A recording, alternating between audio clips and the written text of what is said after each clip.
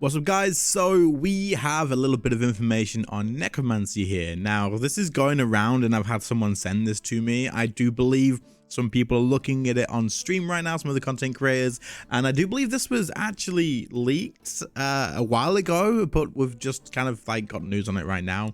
So all of this is on the PVME Discord. This is where I found it from, and it is that you can go check it out. So what we have here is basically loads of information on like abilities in combat and some other things like incantations and passive effects and stuff. That is from Necromancy itself. Now, obviously, I didn't go to the playtest, so I don't know any of this myself, and I thought it could be interesting to go through and have a look at this together, basically see what some of the effects of the abilities are, which you can see here. And then we've got the incantations, which we're going to take a look at as well and have a look at the information on that. Some passive effects, which are from the talent trees and stuff, and then talent levels here as well. Materials used, weapons and armor information as well. I don't think there's much information on the weapons and armor and stuff, but hey, we're going to take a look through all this, see what's going on. But it says at the top here, all information below is subject to change. This should be used as preservation of information from the playtest and a view of how skill changes instead of a guide for Necromancy. Italics are estimated based on other information and not primary data. So obviously all this could change. And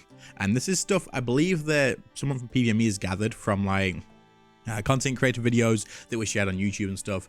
But I had no idea this was a thing.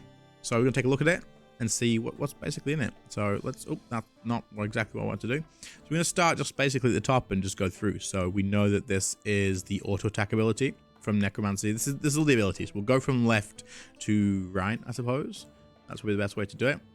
Seeing as I think 1, 2, 3, 4, 5. Yeah, it seems to go to left to right. So we've got Necromancy as a basic ability. Gives you 9% adrenaline, and it does 90% to 110% necromancy damage. So that's just going to be like, it's like rather than auto attacks, they've already said that you're just going to have an ability that does it for you, right? And it's just going to be keep going and keep going. So that's good.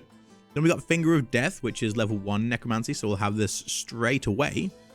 And it's going to cost 60% adrenaline, apparently. And it is going to inflict searing pain on the target. 270% to 330% necromancy damage. And adrenaline cost reduced by 20% per necrosis stack and consumes all of the necrosis stacks. So I assume we're probably going to find out something about this necrosis stack stuff a little bit later on.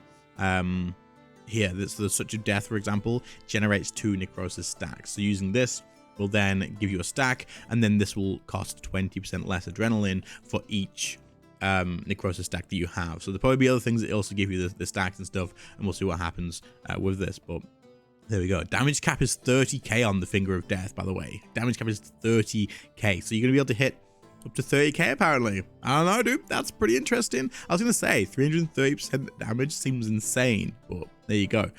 Conjure Skeleton Warrior is the next one. This is Necromancy level 2. Cooldown is 30 seconds, so this is a very long one. And the adrenaline is 40% to 100%, so it's an ultimate. Yep, here it is, ultimate ability. Equipment needed is Conduit, and materials needed is Plasmic Energy. Create a spirit link with Skeleton Warrior from the Underworld, and you get 40% to 100%, 120% Necromancy spirit damage every 3 seconds, 30-second duration. And the Skeleton Warrior generates 1 rage stack with each hit. Rage 5, so 5 stacks is going to be attacks every 2.4 seconds. 10 stacks, he attacks every 1.8 seconds, and 25 stacks, all attacks critically strike. Damn. Okay, so this is going to basically gradually increase how much damage your Skeleton Warrior does, it seems. I guess. Am I reading this wrong? But I think that's what that does. That's interesting. The next one is Command Skeleton Warrior, which is at level 20. And cooldown of 15 seconds, adrenaline is 25%. Another ultimate ability, considering the adrenaline is 25%, interesting. 15% ability cooldown as well. 15-second cooldown with an ult. I don't know, that's interesting, actually. I wonder why, if this is an ultimate ability and costs 100% adrenaline, I wonder what's going to like separate ultimates apart. Why is this an ultimate if it only costs 25% adrenaline? We'll have to see how that works later on. Command the Skeleton Warrior to unleash us in a rage. 40% to 120% spirit damage every 1.2 seconds. So it looks like you've got different things here. Necromancy spirit damage and necromancy damage. I'm assuming this is from the player, the necromancy damage, and the spirit damage is from your summons, right? That's just a guess. I don't know. Like I say, I didn't actually test this out. So we get 2 hits, 6-second duration, deal an additional 5% damage for each rage stack. So once this is built up, so you would use this to get rid of this. Replaces effect of Conjure Skeleton Warrior when a Skeleton Warrior is out. Okay, so you would use this, I assume, once you reach higher stacks with this. Again, all I'm just guessing here. So we've got Touch of Death, which is touch the target with the Hand of Death, deals damage, generates stacks, and generates adrenaline, which is basically just like a regular ability, but it's going to give you this Necrosis stacks, which the auto attack doesn't do. This has a cooldown of 14 seconds. So you're not going to be using it like you're going to be using Rack or something, or Piercing Shot, but 14 seconds. Okay, fair enough. Soul Sap, level 9 Necromancy, cooldown 5.4 seconds. And then there's another basic ability. You need to have a Conjure. I think it's just your weapon, right? Sap the target's soul for 110% damage, Necromancy damage, so it's a player ability, I guess. Generates 1 residual soul stack. So there's lots of things here. Residual soul stacks. We've got rage stacks. You've got necrosis stacks. Is this going to be... This sounds confusing as hell, dude. Generates 9% adrenaline. This is meant to be more simple, but from reading this, it seems not so much. But I guess... I mean, it will be, right? Like, it will be if that's what it is, but let's see. Soul Strike. Okay. Strike this target with a residual soul. This has... Okay, so this needs residual soul, which Soul Sap's going to give you. This is pretty simple, I suppose, because you sap the souls and then you deal the damage, right? And I wonder how many you can actually have. So strike the target with residual soul, dealing this much necromancy damage. Stun and bind the target for 3 seconds. Damage the primary target and enemies within 1 tile. Okay, so it's going to be an AoE ability as well. And this generates ability adrenaline too. So you're going to sap the souls, strike with the souls, and then you got volley of souls as well, which is level 16. And it says strike the target with residual soul, and it's slightly increased. Oh no. Okay, so so this is going to use 1, right? This is going to use 1, it seems. 1 soul, whereas this will use all of them. I'm going to assume. It says for each residual. So this is like releasing 1 of your soul saps, and this is releasing all of them if you have 3. So I'm assuming 3 is the highest you can do. Interesting. This is definitely kind of cool. I like the idea behind it anyway. Then we've got Bloat here. Bloat the target, causing them to take damage over time.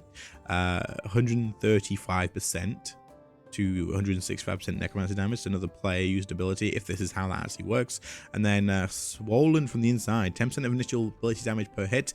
Every 1.2 seconds, damage over time ability, so it's a bleed. And on death, applies Bloated to enemies within 1 tile for 10 hits.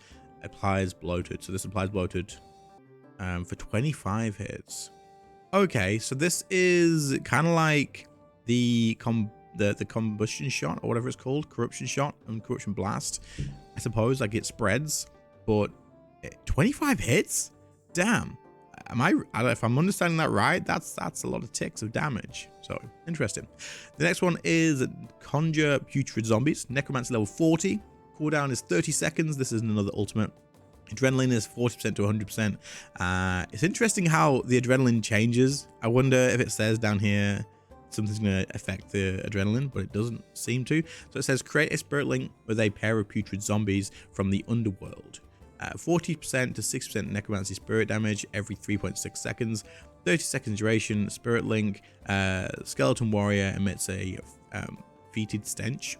Okay, and 10% to 30% poison damage every one. Okay, so is this... All right, okay, I see. So you've got the different ultimates. The ultimates is summoning stuff. So this is Conjuring Skeleton Warrior. This one is Command Skeleton Warrior. And the next one is to conjure the putrid zombies. The next one is to command the putrid zombies. Right, okay, this makes total sense now. So you'll choose between what you're going to summon, because you've got Ghostly Wraith down here as well, and then command them, so you can get them to do stuff. So the first ultimate is to summon the thing. The second ultimate is to command them to do what they're going to do. So let's see what the putrid zombies do.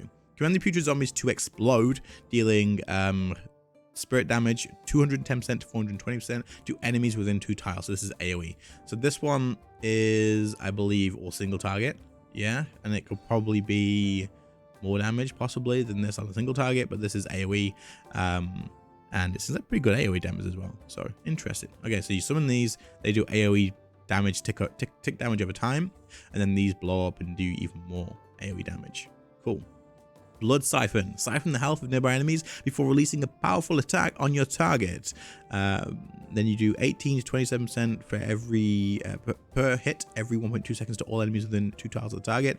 5 hits, channeled attack, heal for all damage to nearby enemies. On the final hit, damage the primary target for 108 to 162 necromancy damage, plus the total damage dealt to nearby enemies. Cool. And the damage cap again is 30k, so that's pretty much confirmed.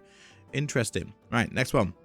Spectral Scythe. We saw this showing off in the actual video, didn't we? I remember seeing this and thinking this looked badass. So level 62, cooldown is 7.2 seconds, basic ability. Swipe a Spectral Scythe in front of you, and it deals between 37 and 198 damage. And damage targets in a cone in front. This is like Dragon Breath. Deal 2 times damage to enemies that are stunned or bound. So it's like Dragon Breath, but if they're bound, then it's going to do double damage. That's definitely interesting. Very cool. And the animation for this was badass. So we got the next ult, which is Conjuring a Ghostly Wraith. These ones, let's see. So they're going to be level 70 to 79. It's 40 to 100% adrenaline, and you need plasmic energy. Plasmic energy. Did we see that coming from anywhere before? Let's see. Did something give plasmic energy? I didn't see that. Maybe we missed it, but either way, you're going to need that. I assume something's gonna like give you that as a stack or something, right? And then anyway, this is gonna give you deal spirit necromancer damage. Percent of damage dealt heals the conjurer. Okay, so this is gonna heal you instead of dealing damage. Is that right? And then on the next one is level 80 to 89, cooldown is 30 seconds, 25% adrenaline, and the Ghostly Wraith lets out a howl which hurts and curses the target, deals damage for each cursed stack, consumes all cursed stacks, applies curse debuff to the target, and raises their damage taken for 12%. So this is actually going to be like a debuff one. So it's going to heal you by the look of it, and then it's also, when you command it, it's going to put a debuff that increases the damage taken on the actual target for 12 seconds. So this is actually kind of interesting. Because if you think about it now, if you had 3 necromancers in a fight, you've got one that could do AoE, one that could do single target, and one that can then debuff them. And I'm assuming the target's going to take that extra damage from everybody else. So having a necromancer, at least one necromancer in like a group like AOD or something, could then be really interesting and really useful. Maybe, I don't know.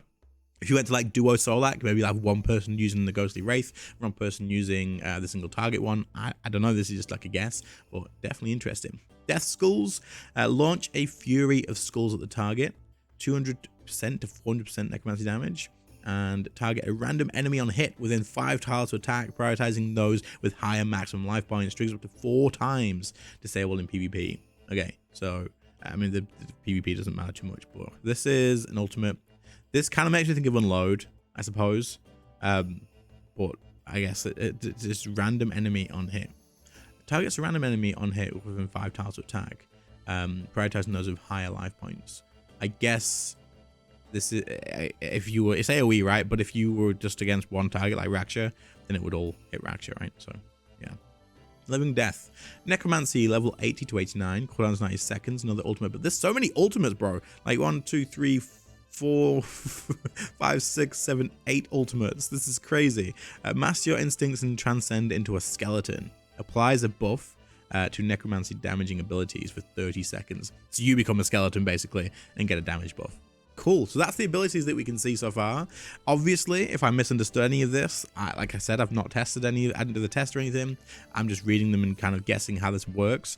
It's probably not going to be accurate. They all could change as well. But hey, either way, that's super interesting. And I like the idea of it. I really do. It's going to be cool to see. Next up is the incantations. So this is obviously going to be the stuff that we've got the City of Teleport here. Then we've got Lesser Bone Shield, and it says surround yourself with a whirlwind of bones. Applies a bone shield to self. Shield level is 50% of necromancy level. Allows the use of defensives that require a shield. So Lesser Bone Shield is going to let you use defensive without shield, and you're only going to get 50%.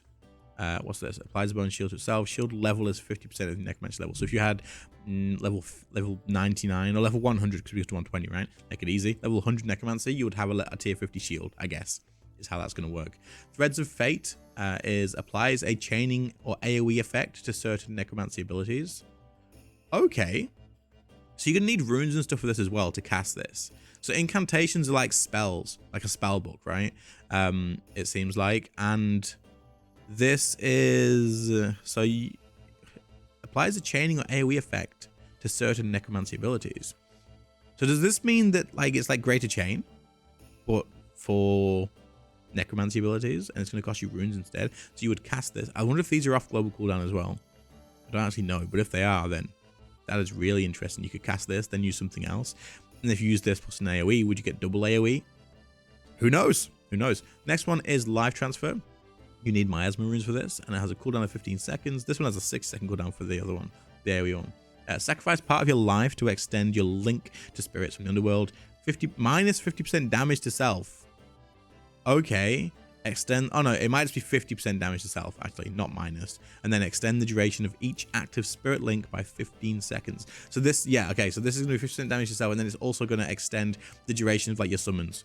This extends the duration of your summons, but costs you health by the sound of it. That's what I'm going to guess with that one. Greater Bone Shield is going to be an upgraded version of this. I assume it just gives you, 75% of the Necromancy level. And again, you can just use abilities without a shield. Next is Invoke Death. We've got materials needed is 20 Spirit Runes, Bone Runes, and then your next Necromancy ability applies Death Mark to the target. Necromancy abilities will execute the mark for fatal damage if life points drop below 20%. Okay, so you would use this on a lower level target, a lower health target. I don't think it was going to work on bosses though.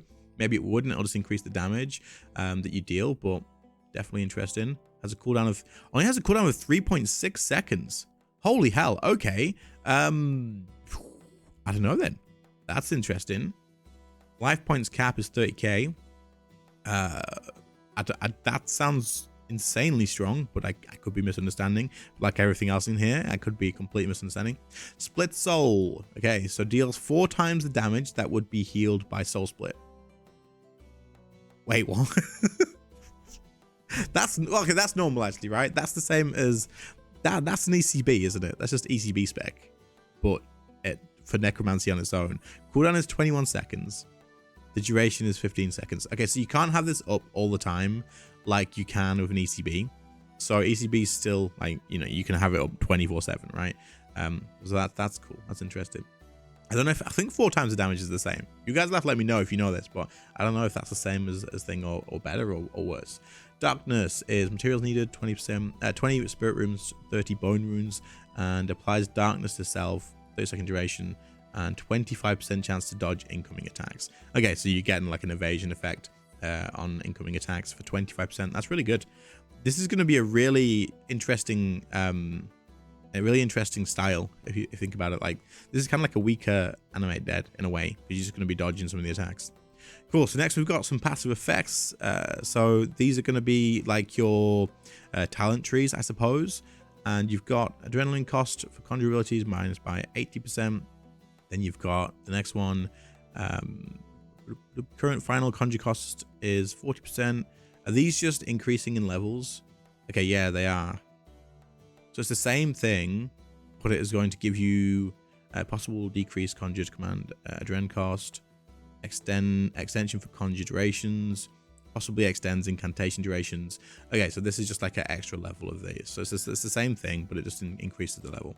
Then the talent levels, level 1, unlocked during tutorial quest Necromancy.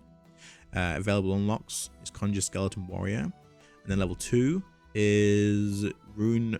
So another quest here. There's loads of quests. There's actually, wait, there's one quest, 1, 2, 3, 4.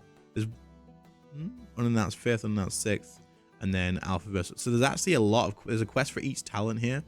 And the things you're going to get is Skeleton Warrior, Putrid Zombies. So you have to do a quest to get all these next things. Then some other abilities here from the talents once you've completed the quests, and then other abilities. Okay, so the talents lead to abilities by the look of it. So the abilities that we just talked about before are unlocked through the talents, it seems. So you get like a certain talent, and then you get the abilities here. I'm assuming we can maybe pick between these. I think you can like unlock them in different orders and stuff, maybe. We'll have to see what happens with that, of course.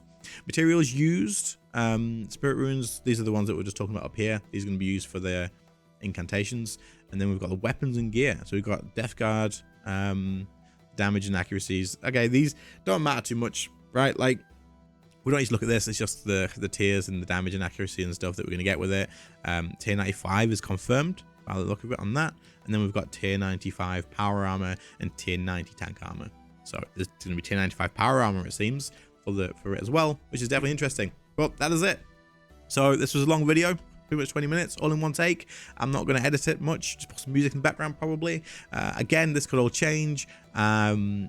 This is all from the PVME Discord and stuff, so hopefully you found it interesting. I just wanted to read through it. I figured I'd share it with you guys as well, but it sounds really exciting. It sounds really interesting, and yeah. But other than that, guys, I will catch you all in the next one. Let me know what you think in the comments, and see you later. Bye.